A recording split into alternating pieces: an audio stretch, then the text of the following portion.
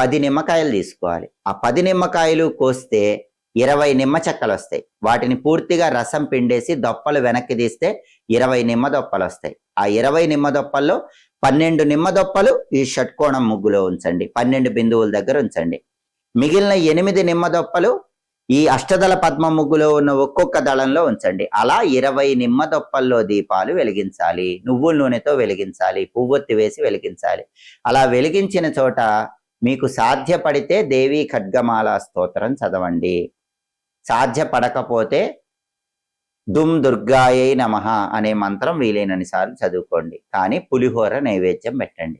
ఆ నైవేద్యం కుటుంబ సభ్యులందరూ ప్రసాదంగా స్వీకరించండి. చాలా శక్తివంతమైన జూన్ 14వ తేదీ ఆదివారం అమావాస్య సాయంత్రం 4:30 నుంచి 6 మధ్యలో ఇది ఎవరైతే చేస్తారో ఆ ఇంట్లో నరపీడ ఉండదు, దృష్టి దోషాలు, ఎదుటి వాళ్ళ ఏడుపులు ఉండవు, శత్రుబాధలు ఉండవు.